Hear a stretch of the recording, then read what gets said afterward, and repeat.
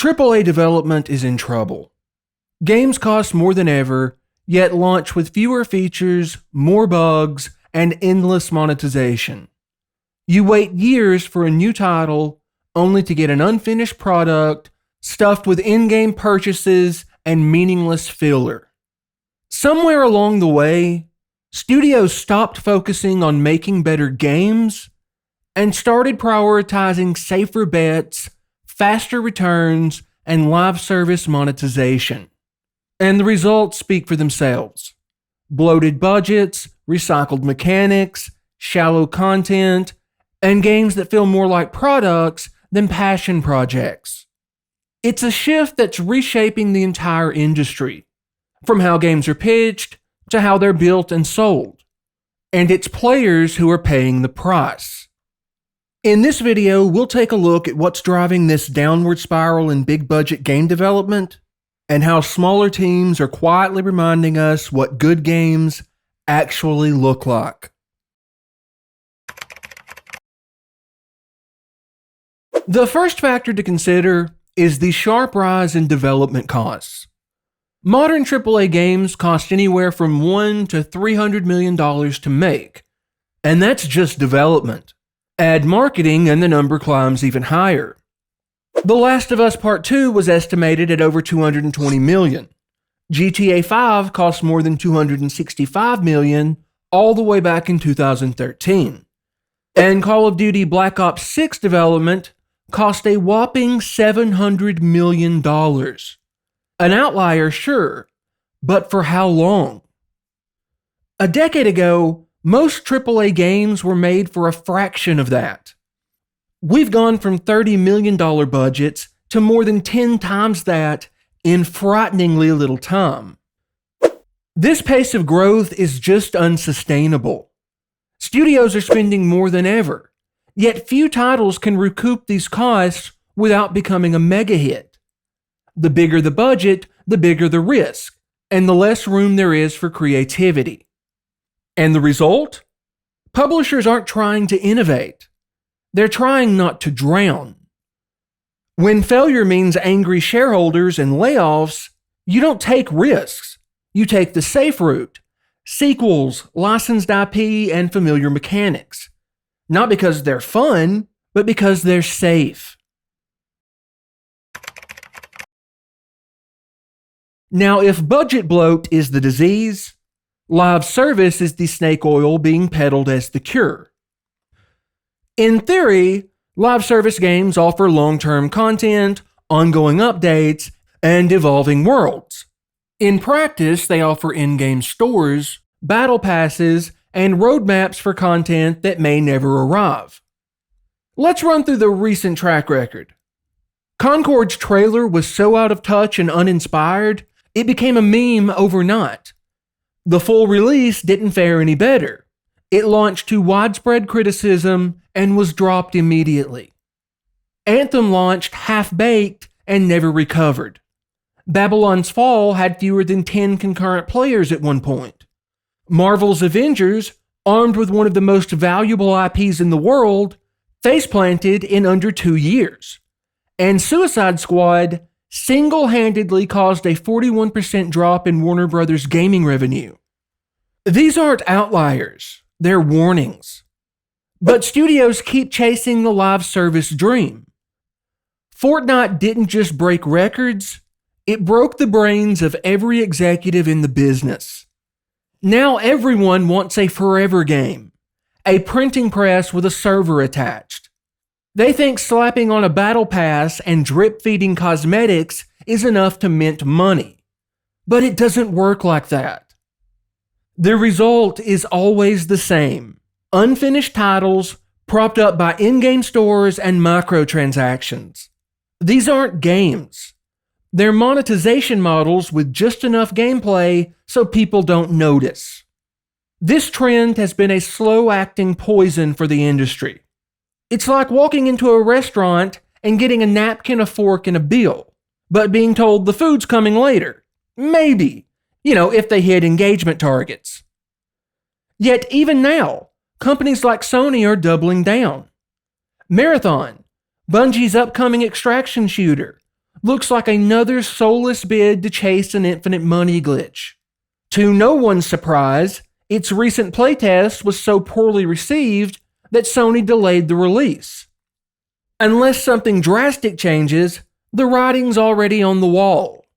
Marathon is headed for a disaster.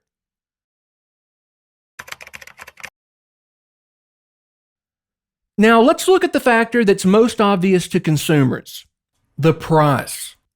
Because it's not enough that games are shipping broken with half the promised content. No, we're being asked to pay more for the privilege. Now you might be thinking, wait, didn't he just talk about ballooning development costs? Surely that justifies the price hike, right? Well, that is the story. Games are more expensive to make, so we're told it's only fair that the price goes up to match. After all, games were $60 in the 90s, so why are we complaining about a $20 increase over 30 years? But here's the thing. Those ballooning costs, they're internal. Costs driven by decisions inside the studio, not by anything inevitable. These aren't price hikes forced by the market. They're the result of overambition, inefficiency, and chasing trends. Meanwhile, the cost of delivering a game to you has dropped off a cliff. In the 90s, publishers had to manufacture cartridges, print manuals, ship to retailers, and give up a slice of the revenue. Now, most games are downloaded. No box, no disc, no store shelf, no physical cost. Physical storage has dropped dramatically over time. Even the costliest formats like the flash memory used in Switch cartridges have seen prices drop from $8 per gigabyte in the early 2000s to under 10 cents today. In many cases, those physical costs have been eliminated entirely.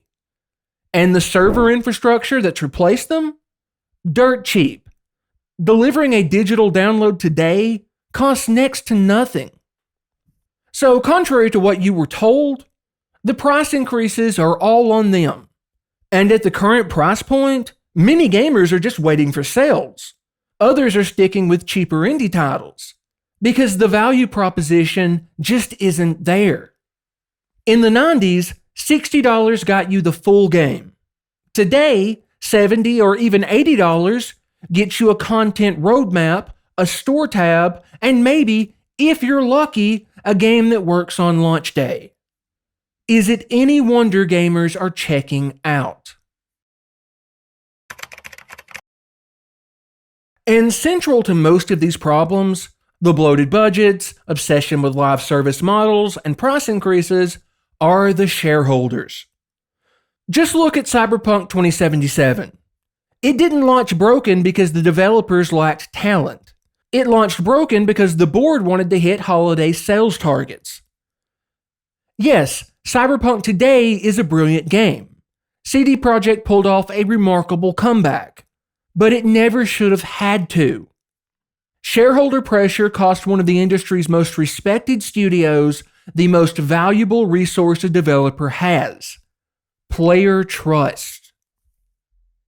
Battlefield 2042 was shoved out the door to meet EA's fiscal calendar. Halo Infinite launched with barely any content after multiple delays because Microsoft needed something, anything to show investors.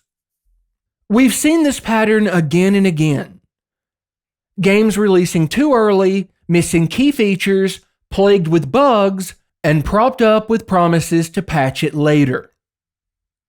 If you want to understand what's really driving these decisions, you need to know what investors are actually focused on. Just look at Sony's recent investor Q&A. The questions weren't about game quality or creative talent.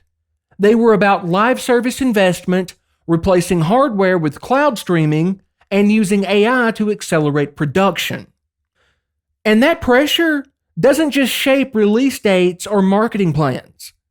It distorts incentives at every level of development, from which projects get greenlit, to the development timeline, to how those games are structured and monetized.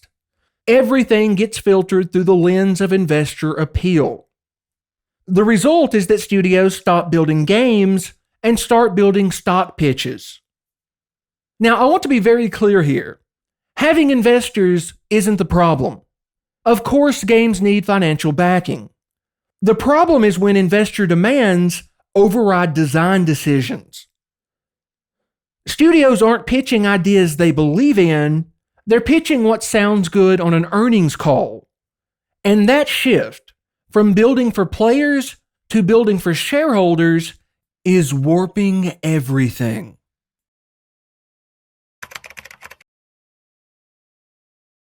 So, where are the good games?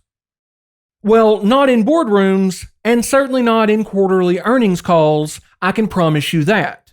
They're made by small teams who still see games as an art rather than a product.